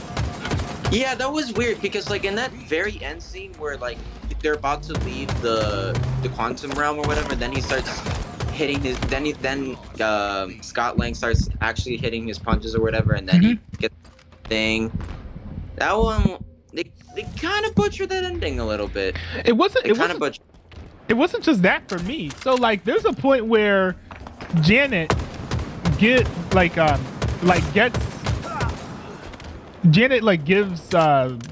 Kang everything that he wants, right? And then Kang could have just gone. He could have just left. But instead he's like, oh, you know what? I'm taking everything that I built with me. And then he gathers up his army and does some sort of like holographic, like a live stream or something. And I'm like, well, wait a minute. Your whole point was to leave. You built all this while trapped in the quantum realm where you didn't want to be. I'm quite sure that you could easily rebuild whatever it is that you had before. Like once you get out of here, why don't you just leave? But instead, no, he announces that he's like about to leave and tries to gather his army, and that just gives Ant-Man and all of his friends time to like coalesce around him. It's like that's not the pro strat that I would expect from like the Kang the Conqueror, who is super powerful and knows a lot about all the Avengers because he's killed a lot of them. Yeah, because he could probably make another like machine or whatever that was to go through the multiverse. I think that's what that was. Well, he already had it, but the thing that he wanted to bring, what he wanted to bring was just his army. So it's like he could get another army. He's Kang, like. Yeah, is he a sorcerer too? Because I'm wondering if he could like make an armory. No, he's not a sorcerer. He's like just super like tech savvy, but he's so like persuasive and powerful that he can like coerce people into like being part of an army for him, which I assume is how he created his army in the first place. Interesting. Yeah. I don't know. I didn't really think it was that bad as compared to She-Hulk. As compared to She-Hulk. Yeah. And another thing too is like there are a lot of the one thing though is that like there were a lot of ideas that this film used that were just like all like done a lot better in Rick and Morty, and I'm like, Rick and Morty just did this so much better. Yeah, I don't know. Just I'm gonna crap on She-Hulk a little bit, but I don't blame you. I don't blame you. But okay, I guess I will let it pass with some of the episodes, but the finale really put the nail in the coffin so hard with that, because there's one specific scene where it takes you to the Disney Plus menu or whatever. Then she escapes through her show or whatever. Then goes to Marvel Productions to to reassign her show. That was the most out of bounds Marvel aspect I would ever seen happen. Because like that's not what I imagine a Marvel film is, like, to just do something like that. That's not what I imagine. Okay, well you want a hot take? Yeah. I think that was actually really good, and that could have stuck the landing. Because the thing is, she's known for being an extremely meta character, so that was in character for her. Like, she like very often like breaks the fourth wall and stuff. I think the problem is the result of that scene was literally retconning basically half, I guess, of what happened in the series, to the point where we don't know what actually happened. Like, I think it could have been fine to be like, well, you know, these writers suck or something like that. That would have been okay. But as the result, but instead it was like, this is my story. I'm taking control and I get to say what happened. And then she just like retcons random things, and I'm like, huh? Yeah. So we went through all of this. So how am I even supposed to care about anything that happens in the show? And how am I even supposed to rewatch it when I know that half of it has been retconned by you? That's why I was a little annoyed, because it kind of made stuff like from the previous episodes non-canon, which made the other episodes like, what am I doing here then? If this is what you're opening up to, you can just change your zone. Like, can you change, like, I'm assuming you can change what happened in the previous episode. Right. You lawyer and stuff like that. I don't know. That was just completely out of bounds. Okay, I do appreciate like the creative attempts though. Like, I did think it was like it was very creative for them to be like, oh yeah, she's basically going to confront Kevin Feige and tell him that you know, you need to do better, Senator. Like I thought that was like kind of cool, and I was like, oh, this might be kind of fire. And then when it ended up just being like, oh, this is my story, I'm gonna retcon everything, I was like, oh, come on, bro. Yeah. Throw all those 5 episodes all out the dang window. Exactly.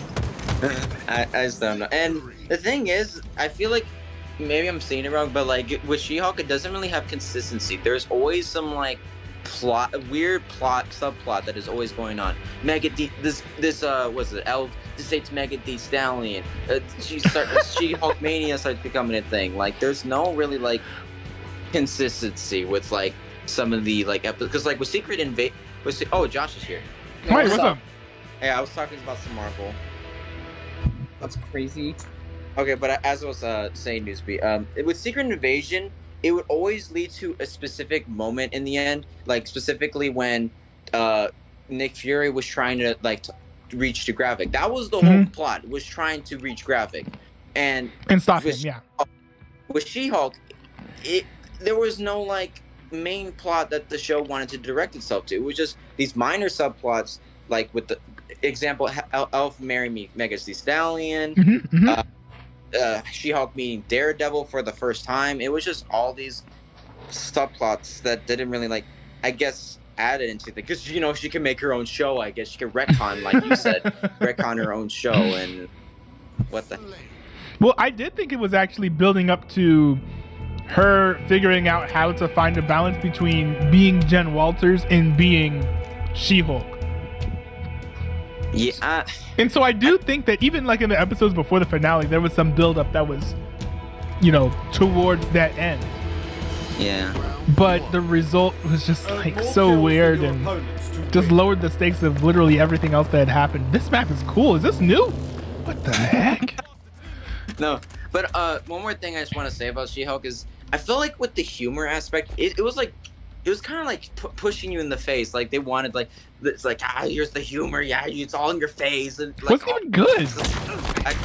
Good? What? It wasn't even good. I don't know. The comedic aspect was so bad. There was one episode where the comedy really worked. It was the one with the magician. That I think was almost hilarious. That was like really well done. Okay, yeah. That might be my favorite episode actually. Yo, Linux. What's up? I'm gonna send you a screenshot that I found. Oh God. It's a CWB lookalike. No! Oh no! Look in your CWB DMs. jump scare. No. Lenny, check your DMs. That actually looks like it. Oh, also, Mr. Pizza. No. When's the next time you're gonna be streaming Fortnite? I don't know. Do you still stream? Yeah, I want to, but my internet's just been too bad the last time I tried streaming. Oh. It was literally in pure red the whole time. Oh man. Cause I'd be down to do a collab stream with you. I would stream Fortnite more, but the problem is my ping is just so bad because my internet can't handle streaming and Fortnite at the same time. Ah, I see. Oh, Josh, guess what? Yo, what's up? So, Colin was here in the VC earlier, and he told Newsby about us meeting IRL. Oh yeah. That's pretty awesome. Yeah, it was pretty cool.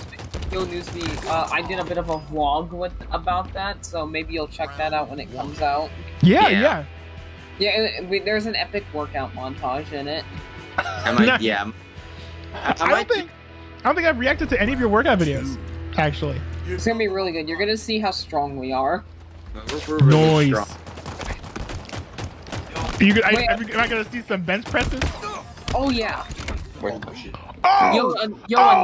Oh! Who hit me in the back? What? Yo, on Newsbeat. So are you guys even watching my stream? I'm very intense in this game. So wait, hang on a second, Newsbeat. Did you actually react to the I'm Back video from me? Yeah, I react to all the ones that had come out. Oh hell yeah! I need to go see those before I go to bed. I decided to just pop in and see what's up. Oh yeah, man, of course. And I can tell now Newbie is very Colombian today. Wait, that's me. Wait, it's very what? Newbie is very Colombian today. What does that mean? Oh, hold on. I forgot to turn on my webcam. Okay, do I look Colombian to you? Yeah.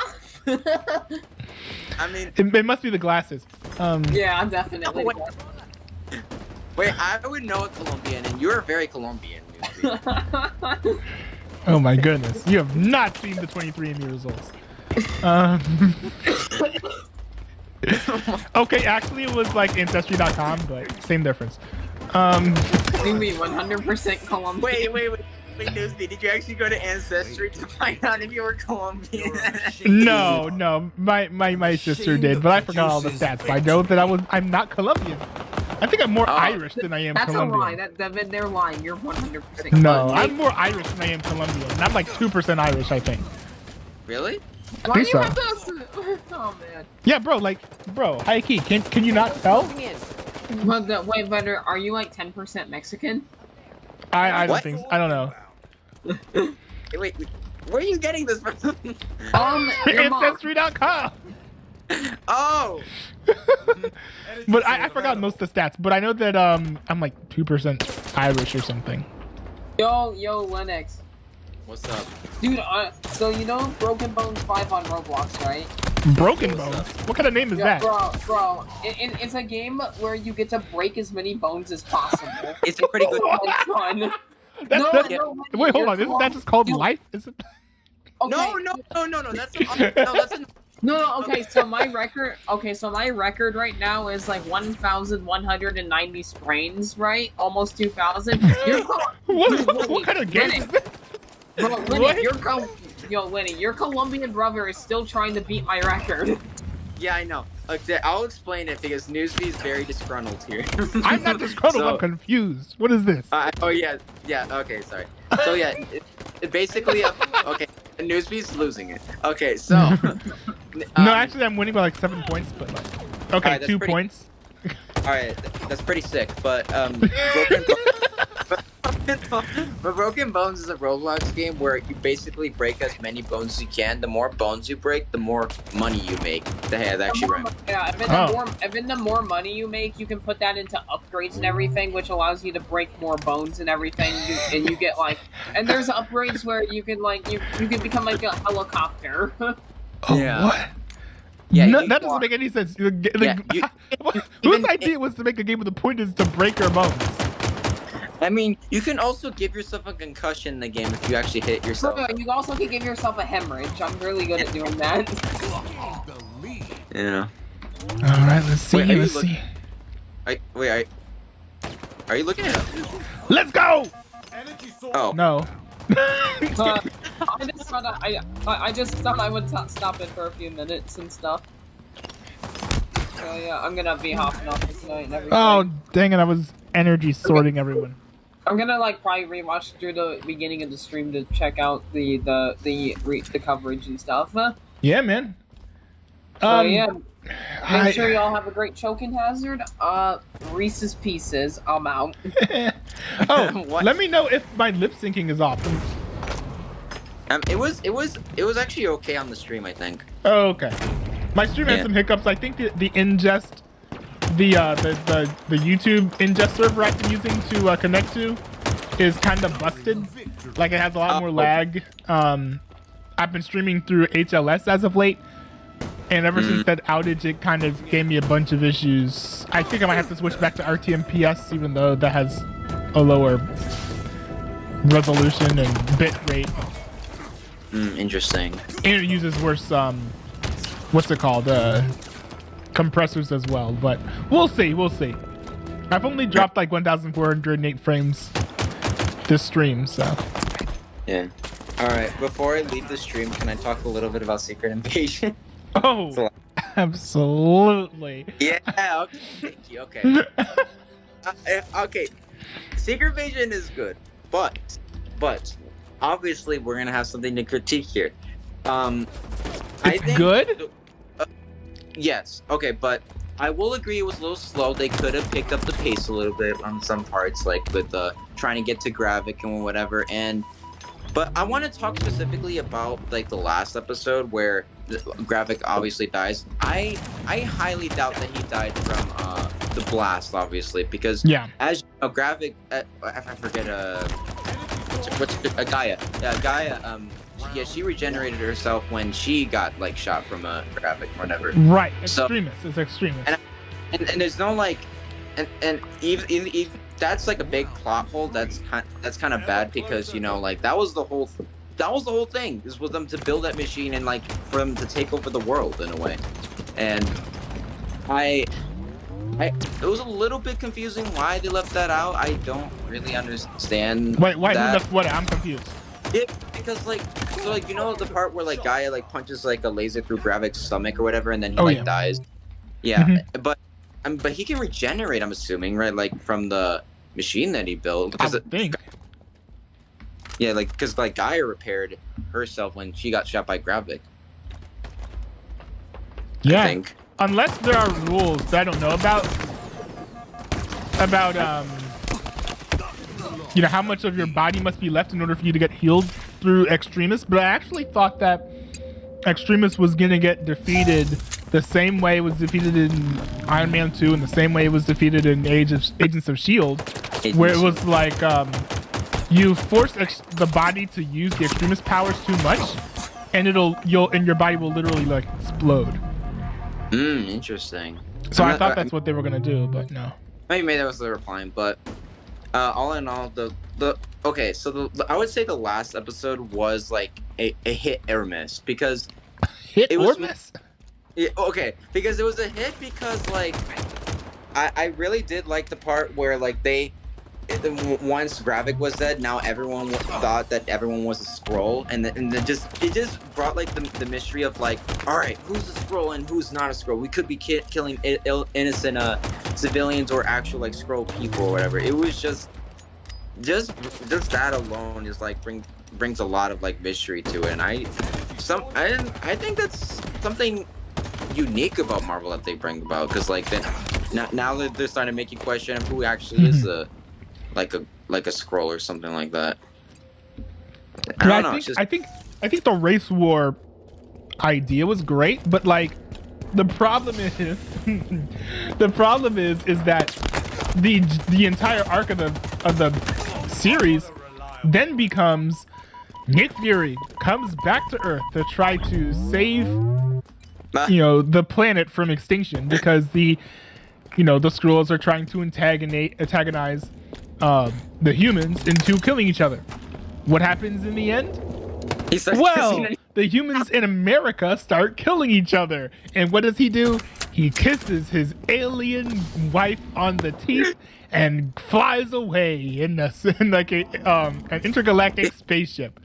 Like that happening isn't the worst, but what is the worst is that it's the conclusion of the entire story. I mean, also, it felt kind of the fact that Nick Fury didn't really learn anything, because he was up in space that one time, but now he's going up there again. To be fair, he's going somewhere completely different now. So he was on some sort of space station or something that was never completely explained in a way that was a bit odd. Kind of actually reminds me of Bruce Banner in She-Hulk, actually, where it's like he leaves and then he comes back and it was never really explained where he went. Yeah, She-Hulk, she can wreck on her own show to make it. Oh, that's true. Yes, I don't even know if that happened now. Yeah. But like, it's not bad that episode happened. It's bad that episode was like the end. You can't tell me that Nick Fury comes onto Earth with the mission of saving the world and stopping the villains from causing humans to kill each other, and the end result is not much, just World War II in the United States, and he's just gonna walk away from that. Like, yeah, that was a little rom-com at the end. At the end.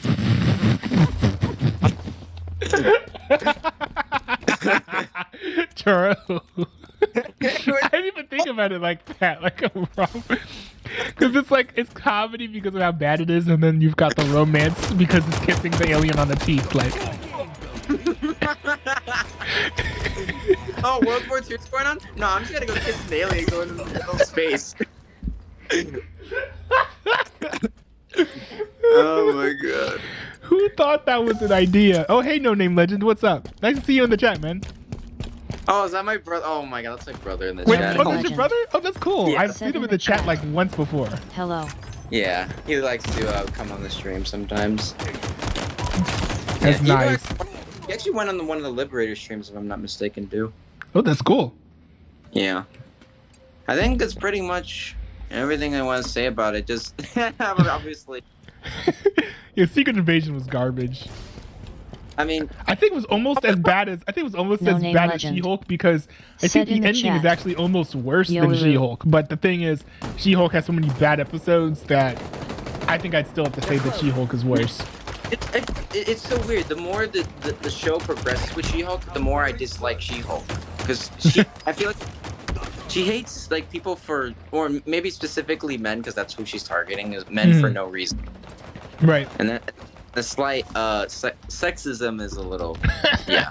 The awful thing about She-Hulk too is that the way they wrote the characters, they made everyone just a cartoonish stereotype, but all the stereotypes are negative for both the men and the women. Like, the women are just like horny narcissists, basically, who just like feel like they're owed like way more than what they get. They think that like they're the best, and that no one treats them well or understands their true worth. In the meantime, they're also extremely lonely and desperate, and just like trying to like have sex with like whatever nice man that they can find, just because they're so desperately single. And I'm like, that can't be No name legend. all what like all Said of in the the girls or all of the She-Hulk women is in very She-Hulk's similar like to age Velma demographic are TBH. like not all of them are these like, you know, unprofessional, extremely single, extremely entitled women, right? And then on the men's side, it's like they're all like randomly sexist and like hateful of women, and A win is in reach. they're extremely brash. They don't have any competence, and the only way that they can get through life is through either nepotism or by having a wife who is competent as they bumble around like an oaf. Like I think that was best exemplified by the main character's mother. Like there is no one in this show, not even She-Hulk really, comes out of this season looking like a good person. And I'm like, why did you do this? Like even some feminist literatures like or stories or whatever would like at least show the women as being like great people and like men being like the horny monsters who are creepy for, you know, liking straight women. Like but they didn't even play into that. They just made everyone look bad and everyone look buffoonish and cartoonish. And I'm like, what is this? Why did you write the characters like this? Made it seem like it was more of a dating show than a superhero show. I mean, They were just like looking for like men just like I don't know. with them. It's, I mean, Yeah. the story of Jen's life is like, you know, during the day she is a working woman, and at night she, you know, mixes it up, you know, between being a superhero and trying to hook up with people late at night. Like Exactly. that is the plot. So like a lot of the critiques or, you know, reviews of the show are going to hinge on her dating life because it was made so prominent in the series. I mean, this is not something I would want best for a Marvel character. honestly. True. Yeah. But I will say that the backdoor pilot for Daredevil Born Again did showcase that when she's in the crossover event, she can be like somewhat competent and somewhat likable and work in a way that makes for some good entertainment. So I do think that if she shows up in like an Avengers film or something, like she'll be okay. She'll be a lot more bearable than she was in the She-Hulk show. I mean, maybe we'll see. I've tried to give her the light of day with her, but you know. Yeah, no name in the chat says She-Hulk is very similar to Velma TBH. I don't know, but I think the appeal is the exact same. It's let's watch this and see how bad it really is. It can't be that bad, can it? Can it? Can it? I've seen the first episode of Velma. It's terrible. I haven't seen it. Actually, it's worse than. It's I don't know. It's worse than She-Hulk. It's worse than She-Hulk. I'm quite sure. Yeah, for many reasons that I don't even want to explain. Did you know that the lead actress in She-Hulk actually came out and said that like Feige is managing the MCU poorly, and they're kind of micromanaging the projects. Interesting. And so part of me wonders if that's why the show ended up the way it did, because the lead writer for She-Hulk, Jessica Gao, wrote one of Rick and Morty's most famous, if somewhat overrated, episodes. What's it called? The episode, like Pickle Rick, I think is what it's called. Which is Pickle Rick. like I'm Pickle Rick. Yeah. I Funniest turned stuff. myself into a pickle, Morty. Like it's The one fun- of like, the most popular like episodes of the series ever. Funniest shit I've ever seen. And part of me feels like they just like the executives gave them too many commands and they weren't able to pull everything off. Yeah. All right. But anyways, it's late, so I'm gonna go ahead and wrap up their stream. All right. I was gonna hop off anyway. Oh, yeah, that's fair. Yeah. That's fair, man. Yeah. But it was glad talking to you about Marvel, though. Yeah. Definitely feel free to hop on the stream another time, because I definitely want to have more content where I'm just like talking to you guys. Yeah. All right, Reese's Pieces. Yeah. Reese's Pieces. I don't know how this works. No name legend. Wait, hold Said on. in the chat. Okay, by waving hands. All right, peace out, no name legend. All right, peace out, man. All right. That was fun. The next stream, I will probably be focusing on, No name. yeah, next stream, I'll probably be focusing on gaming. I think I might do. Actually, chat, let me know what you guys want me to do. Do you want me to do GTA 5 next stream? Do you want me to play Fortnite with the boys next stream? Or I can play some BattleBit, because I still got BattleBit. Or we can just chill out to some CSGO like I usually do. That's a possibility as well. Let me know in the chat, or let me know in the Discord, because I have a Discord server. Be sure to join the Discord server if you have not joined it already. I'm not a newbie.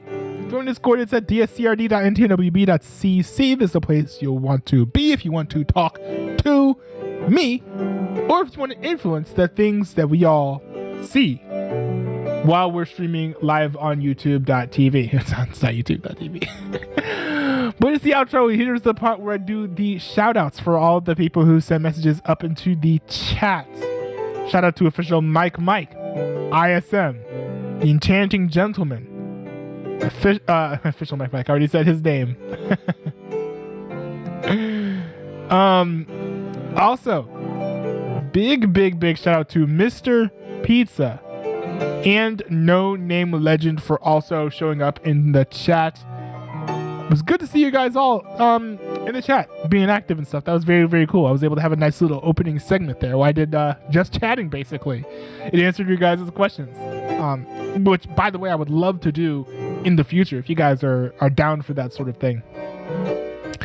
But anyways, I'm going to go and go to sleep because it is sleepy time. Thanks, everyone, for tuning in. And peace out, y'all. See you guys in another stream.